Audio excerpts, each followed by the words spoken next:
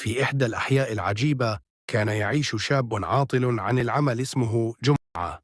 جمعة مشهور بين الجيران بأنه أغبى من أن يوصف، وموهبته الوحيدة هي الجلوس أمام المروحة وتقليد صوت الطيارات وابتكار أعذار مضحكة للهروب من الشغل أو من أمه.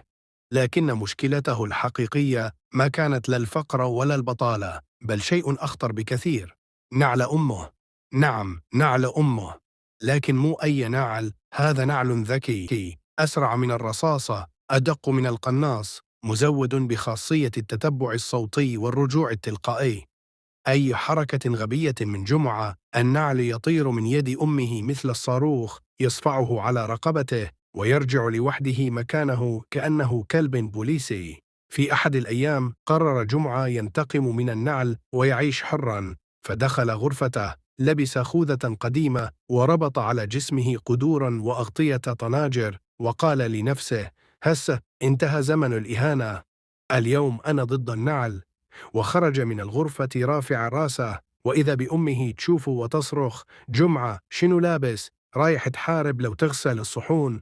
وهنا النعل انطلق، طاخ خبطة سريعة رجت أذنه اليسرى وسقط مثل كيس بطاطا على الأرض. بعدها جمعة قرر يشتكي رسميا، ذهب للشرطة وقال: أريد أرفع دعوى ضد نعل طائر يضربني يوميا.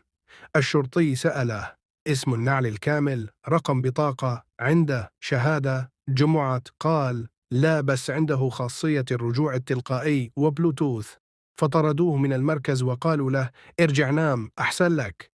لكن المفاجأة جاءت من اليابان، حيث تم التقاط إشارات من النعل الطائر، واكتشفوا أنه أقوى من أي طائرة مسيرة، وتم اختطافه من قبل شركة إلكترونيات، وبدأوا يعملون عليه تجارب لصناعة نعال ذكية هجومية، وأرسلوا دعوة لأمه: نحن نريد تطوير هذا النعل وتحويله إلى سلاح استراتيجي.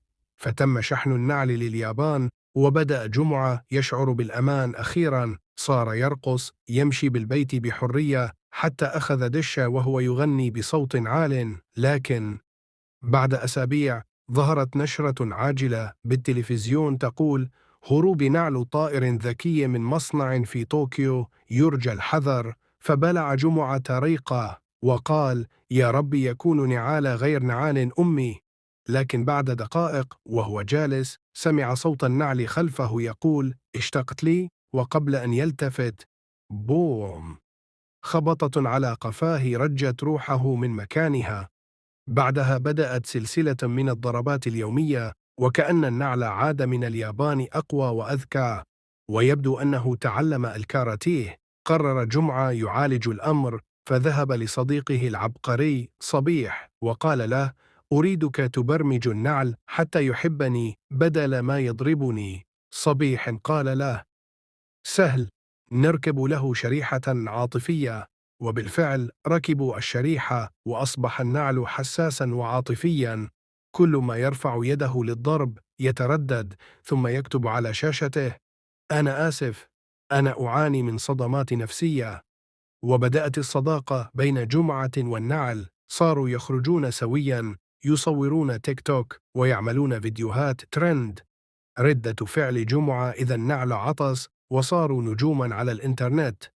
لكن للأسف الشريحة فيها خلل، وبعدما قرأ النعل شعرا حزينا عن الخيانة دخل بحالة كآبة، وقرر يضرب كل من ضايقه يوما ما حتى لو بالنية. فبدأ يطارد أمه، ثم الجيران، ثم ضرب بائع اللبن لأنه قال هل بالحلو، ثم ضرب النملة اللي مشت على رجله لأنه ما استأذنت.